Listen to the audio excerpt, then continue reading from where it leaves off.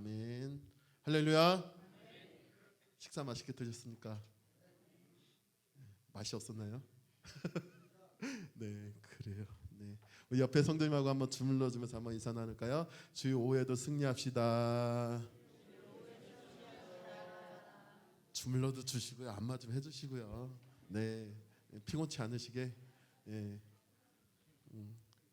이제 우리 이제 단일 기도회가 오늘로서 이제 3일째 시작되는데, 여러분 기도가 답입니다. 할렐루야. 기도가 답입니다. 네, 좋습니다. 오늘 말씀의 제목 그겁니다. 예수님 안으로 들어오려면. 담임 목사님께서 지난주에 저한테 설교 준비를 하라 하시더라고요. 근데 이제 한 주 동안 참 준비하면서 과연 어떤 설교를 해야 우리 성도님들이 큰 은혜 받을 수 있을까 고민하다가 오늘 이 본문 말씀을 정했습니다. 따라합니다. 주 안에서 기뻐합시다. 주 안에서 살아갑시다. 할렐루야. 이것이 바로 주님 안에서의 기뻐하는 생활이라 볼 수 있습니다. 우리 한국교회에 있어서 가장 큰 문제의 핵심은 염려와 걱정이라고 해도 틀린 말은 아니죠. 어떤 걱정이 있을까요? 어떤 염려가 있을까요?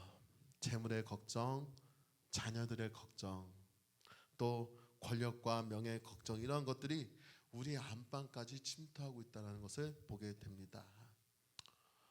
사람은 또한 의식주 생활을 하게 됩니다. 그런데 그러한 생활 가운데 감사와 기쁨이 넘쳐나는 반면에 불평과 원망으로 이어지는 그런 사람들을 종종 보게 됩니다. 심지어 믿는 사람들까지 이러한 결과를 보게 됩니다. 여러분, 최근에 뉴스를 보게 되면 최근 부부싸움 중에 1위로 손꼽히는 것이 과연 뭐가 있을까요? 경제적인 문제, 2위는 자녀들의 문제, 3위는 성격 차이라고 하더라고요. 왜 부부싸움을 할까요? 저 아직도 제 사모는 아직 부부싸움을 안 해봐서 잘 모르겠는데 왜 부부싸움을 하게 될까요? 예? 성격 차이가 안 맞아서 부부싸움을 하게 될 것 같아요. 그죠? 네, 그러나 우리는 예수님 안에 살면은 부부싸움도 사라질 줄 믿습니다. 예수님 안으로 살게 되면은 항상 기뻐하는 삶을 살게 될 줄 믿습니다. 근데요, 더 놀라운 것은 예수님 믿는 자들이 싸움 더 잘한대요. 저 그거 보고 참 놀랐습니다. 예수님 믿는 사람들이 왜 더 잘 싸우냐면요, 철야 기도를 너무 잘해서 기도를 너무 잘하니까 말빨이 세가지고 싸움을 더 잘한대요. 놀랍지 않습니까? 여러분, 우리는 싸우는 것이 아니라 하나님 안에서 서로가 기뻐하며 감사하는 생활을 살게 될 줄 믿습니다. 우리 옆에 성도님하고 다시 한번 인사 나누겠습니다. 기뻐하는 생활 삽시다. 할렐루야. 또 우리 부부관계에 있어서 부부싸움하지 맙시다. 너무 어색한가요? 네. 점심시간 때는 여러분들 졸리지 않기 위해서 제가 최선을 다하고 있습니다. 네. 본문을 보게 되면 사도 바울이 감옥에서조차도 빌립보 교인들을 생각하며 썼던 편지 중에 하나입니다. 쉽게 말하면 옥중서신입니다. 특별히 빌립보 교회는 사도 바울이 세운 교회 중에 하나입니다. 그래서 사도 바울은 감옥에 있으면서도 빌립보 교인들과 서로 연합의 관계를 보여주며 바울 자신이 곧 풀려날 것을 기대하고 또 그렇게 기도하였던 것을 보게 됩니다. 여러분, 우리가 여기서 핵심으로 봐야 될 것은 무엇이 있을까요? 그것은 예수님 안으로 어떻게 들어올 것인지 사도 바울이 제시해주고 있습니다.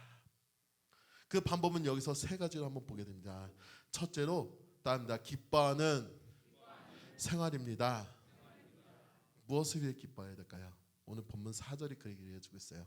4절 같이 한번 읽어볼까요? 본문 4절 같이 있습니다. 주 안에서 항상 기뻐하라. 내가 다시 말하노니 기뻐하라. 뭐 안에서 기뻐하라고 했어요? 주 안에서 기뻐하라. 네, 그렇습니다. 기뻐하는 생활을 살아야 예수님 안으로 들어올 수 있습니다. 할렐루야.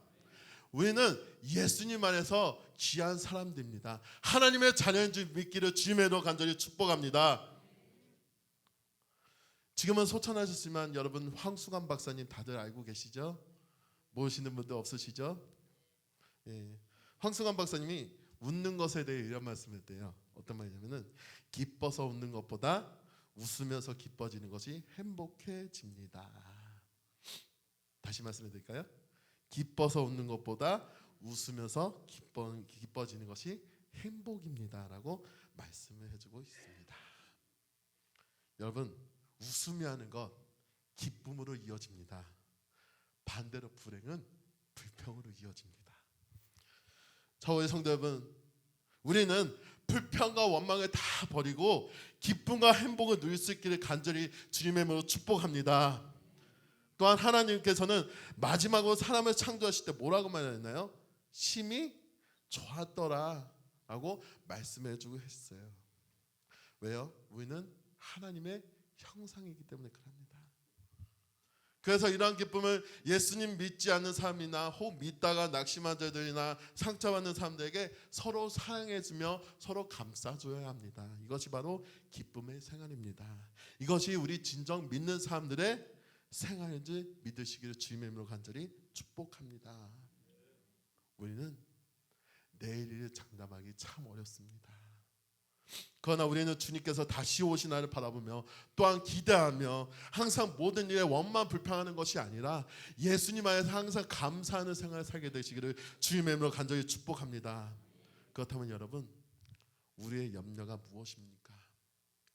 우리의 걱정이 무엇입니까?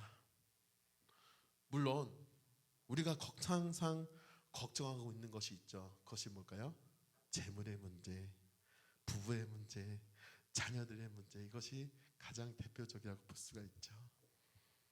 그래서 누가복음 12장 22절과 24절을 보게 되면 이런 말씀을 해주고 있어요. 예수님께서 말씀하시기를 너희 목숨을 위하여 무엇을 먹을까, 무엇을 위하여 무엇을 먹을까, 몸을 위하여 무엇을 입을까 염려하지 말라. 목숨이 은식보다 중하고 몸이 의복보다 중하니라. 까마귀를 생각하라. 심지도 아니하고 거두지도 아니하며 골방도 없고 창고도 없으되 하나님이 기르시나니 너희는 새보다 얼마나 더 귀하냐.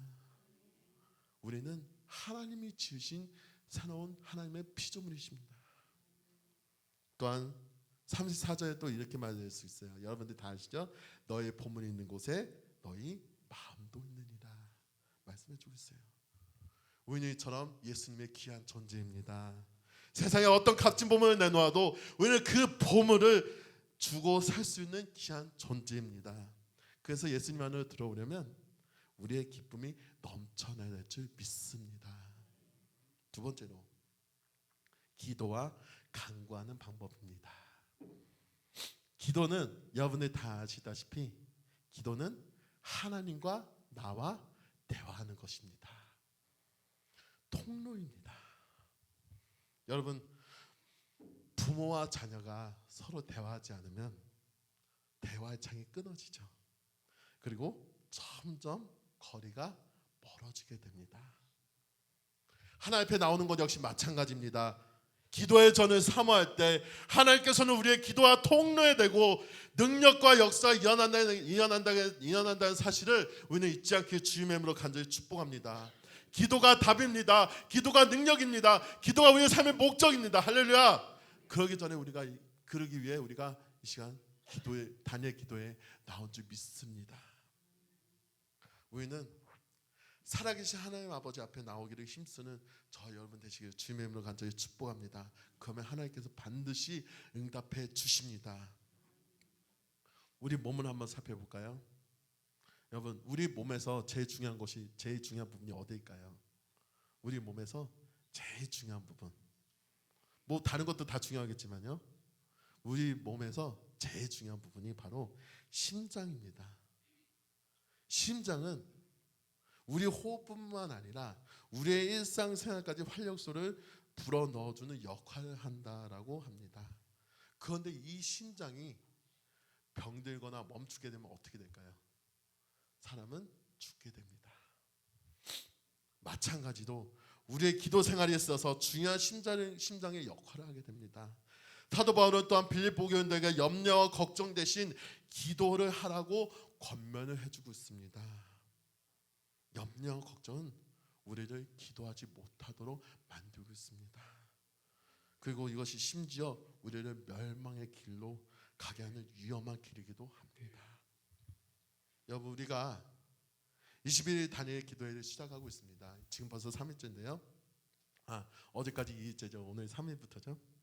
그런데 우리가 그 기도회를 통해서 얻을 수 있는 것이 무엇이 있습니까? 단순히 영성을 예배드리는 것? 아니죠. 영성을 예배드리는 것 끝나는 것이 그 목적이 아니라 우리가 그 안에서 하나님을 만나는 것입니다. 하나님을 경험하는 것입니다. 하나님을 만나고 경험하고 응답받는 것이 바로 우리 기도의 삶의 목적입니다. 할렐루야. 우리는 기도에 힘써야 됩니다. 기도하기 싫은 죄를 범하지 말아야 됩니다. 할렐루야. 기도가 우리의 삶에 치료하는 것을 항상 기억하시길 바랍니다. 그래서 우리는 어제 그저께 우리 김은호 목사님 말씀했던 것처럼 영적인 기념비를 세울 줄 믿습니다. 오직 예수만으로 들어오려면 기도와 간구로 우리는 나아가야 됩니다. 여러분, 기도와 간구 나가는 방법이 또 하나 있습니다. 그것이 뭘까요? 천국으로 가는 주소입니다. 우리 요한복음 14장 6절 같이 한번 읽어볼까요? 한번 찾아보겠습니다. 요한복음 14장 6절 한번 찾아보겠습니다. 우리 외우시는 분들도 외우시겠지만은 한번 찾아보기를 원합니다. 요한복음 14장 6절입니다.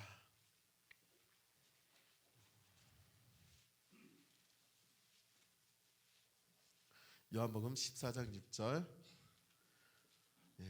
여러분들에게 천국 가는 길에 그 주소를 알려드리겠습니다. 요한복음 14장 6절입니다. 같이 있습니다. 예수께서 이르시되 내가 곧 길이요 진리요 생명이니 나로 말미암지 않고는 아버지께로 올 자가 없느니라. 아멘. 이것이 바로 천국으로 가는 주소입니다. 예수님만이 길이시고 예수님만이 진리이시고 예수님만이 생명이시한 사실을 잊지 않는 저와 우리 성도님들 되시기를 주님의 이름으로 간절히 축복합니다. 이것이 바로 천국 가는 주소입니다. 천국 가는 생명의 주소입니다. 그것이 바로 뭘까요? 예수님이십니다. 우리는 이 주소 꼭 우리 마음속에 항상 검색하며 간직하며 나아가게 되시기를 주님의 이름으로 축복합니다. 구약을 보면 엘리야 선지자가 나옵니다. 갈멜산에서 바알과 아세라가 대결을 했던 유명한 선지자 중에 하나였죠. 엘리야가 하나님 앞에 간절히 기도하자 3년 6개월 동안 가뭄으로 시달렸던 땅이 비가 내린 것을 볼 수가 있습니다. 여러분, 이처럼 기도의 파워는 대단합니다. 하나님은 기도하시는 자에게 응답을 주십니다. 예레미야서 33장 3절에 뭐라고 말씀하고 있나요? 너는 내게 부르짖으라. 내가 내게 응답하였고 내가 하지 못하는 크고 은밀한 일은 내게 보이시리라. 기도는 마귀의 더러운 죄악과 거짓으로부터 벗어날 수 있는 해독제의 역할을 해주고 있습니다. 또한 기도는 우리의 생활을 변화시키며 악의 모든 모양을 버리게 하는 줄 믿으시길 주님의 이름으로 축복합니다. 세 번째로 감사하는 방법입니다. 감사하게 되면 하나님의 평강이 우리의 마음과 생각을 지켜주신답니다. 우리 7절 한번 읽어볼까요? 본문 7절 말씀입니다. 빌립보서 4장 7절 말씀. 본문으로 들어가서요. 빌립보서 4장 7절 말씀 같이 읽겠습니다. 그리하면 모든 지각에 뛰어난 하나님의 평강이 그리스도 예수 안에서 너희 마음과 생각을 지키시리라. 아멘. 우리의 마음과 생각 주님께서 지켜주십니다. 모든 일에 기도와 간구와 감사로 나가면요, 주님께서는 반드시 우리의 마음과 생각을 지켜주신다는 사실을 잊지 않는 우리 성도님들 되시길 주님의 축복합니다. 우리의 마음은 항상 변하게 됩니다. 생각도 변하게 됩니다. 그러나 하나님 앞에 감사하게 되면 우리 마음속에 살아계신 주님이 들어오시게 됩니다. 그러나 불평과 원망이 쌓이게 되면요, 감사하지 못할 일이 발생하게 됩니다. 그러면 어떻게 감사해야 될까요? 먼저 내가 하나님 앞에 나와서 예배 드리게 하시면 감사해야 되며, 세상 속에서 구별되는 생활을 살게 하시면 감사해야 됩니다. 여러분, 사랑의 원자탄 주인공 손영원 목사님 다들 알고 계시죠? 모르시나요? 사랑의 원자탄 손영원 목사님 다들 아시죠? 예. 그런데 이 목사님은 눈에 넣어도 아프지 않을 두 아들과 딸이 있습니다. 여러분, 제 결혼식 날에 손영원 목사님 순교 기념관 여러분들 다들 다녀오셨을 줄 믿습니다. 다들 다녀오셨죠? 거기 보게 되면요, 저도 거기서 감동 먹고 왔는데, 그 중에서 손영원 목사님이 10가지의 감사를 했던 것을 보게 됩니다. 그 10가지 감사 제목 여러분들께 동일하게 읽어드리겠습니다. 첫째, 나 같은 죄인의 혈통에서 순교의 자식들이 나오게 했으니 감사합니다. 둘째, 허다한 많은 성도들 중에 이런 보배들을 주께서 하필 내게 맡겨주셨으니 감사합니다. 셋째, 삼남 1년 중에서 가장 아름다운 두 아들 장남과 차남을 바치게 된 나의 축복을 감사합니다. 넷째, 한 아들의 순교도 귀하다 하거늘 하물며 두 아들의 순교에 감사합니다. 다섯째, 예수 믿다가 누워 죽는 것도 큰 복이라 하거늘 하물며 전도하다 총사당할 순교 당함을 감사합니다. 여섯째, 미국 유학 가려고 준비하던 내 아들 미국보다 더 좋은 천국에 유학 갔으니 감사합니다. 일곱 번째, 나의 사랑하는 두 아들 총사는 원수를 회개시켜 내 아들 삼고자 하시는 사랑의 마음을 주신 하나님께 감사합니다. 여덟째, 내 두 아들의 순교로 말미암아 무수한 천국의 아들들이 생길 것을 믿어지니 감사합니다. 아홉 번째, 이 같은 역경 중에서 이상 8가지 진리와 하나님의 사랑을 찾는 기쁜 마음, 여유 있는 믿음을 주신 우리 주께 감사합니다. 열 번째, 내게 분수에 넘치는 과분한 큰 복을 내려주신 하나님께 모든 영광을 돌리게 하심을 감사합니다. 10가지 제목, 10가지 감사 제목, 참 저도 이거를 보면서요, 나도 이렇게 감사해야 되는데, 우리의 삶에서도 이렇게 감사하는 생활을 살아야 되는데 그러지 못할 때가 참 저의 삶 속에도 부끄러움이 넘쳐나기 원합니다. 그래서 이 두 아들을 죽인 살인자를 양아들로 삼아서 지금 현재까지 그 사람의 아들 역시 목사님이 되셔서 주님의 복음을 전하는 믿음의 명문가원이 되고 있습니다. 여러분, 감사하는 생활은 어떠한 생활이든지 무엇을 하든지 내가 있는 것만으로도 감사할 수 있어야 합니다. 그래서 구약의 하박국 선지자는 이렇게 말씀해 주고 있습니다. 하박국서 3장 17절과 18절에 이런 말씀해 주셨습니다. 비록 무화과 나무가 무성하지 못하며 포도나무에 열매가 없으며 감람나무에 소출이 없으며 밭에 먹을 것이 없으며 우리의 양이 없으며 외양간에 소가 없을지라도 나는 여호와로 말미암아 즐거워하며 나의 구원의 하나님으로 말미암아 기뻐하리로다 라고 하박국 선지자는 이렇게 말씀을 해주고 있습니다. 감사하는 생활은 이처럼 위대합니다. 나의 자신이 있는 것 외에 더 바라는 것이 있다면 그것은 욕심입니다. 여러분, 욕심은 어떤 생활을 가져오게 됩니까? 욕심은 시기와 질투로 이어지게 됩니다. 결국 우리를 지옥으로 끌고 가야 되는 역사가, 안타까운 일이 벌어지고 있습니다. 우리 사랑하는 성도 여러분, 우리는 욕심을 버리고 있는 것에 대해 주어진 일에 감사하며 나아가는 저의 성도님 되시길 주님의 이름으로 간절히 축복합니다. 하박국 선지자는 또한 말합니다. 나는 아무것도 없어도 오직 구원자 하나님만 계심을 감사합니다. 나의 살아계신 하나님만 있는 것만으로도 주님 감사합니다. 이것이 바로 저와 우리 성도의 삶에 감사하는 제목이 되기를 주님의 이름으로 간절히 축복합니다. 여러분, 결론적으로 예수님 안으로 들어오시려면 우리는 아무것도 염려하지 말고 기도해야 됩니다. 그래서 모든 일이 감사함으로 하나님 아버지께 영광을 돌려야 합니다. 세상 속에서 염려와 걱정, 시기와 질투, 욕심 이런 것들은 사단 마귀에게 줘버리시고 우리는 하나님 앞에 감사와 기도와 간구로 나아가며 항상 하나님 앞에 감사하며 나아가는 저 성도님 되시기를 주님의 이름으로 간절히 축원합니다. 기도하시겠습니다.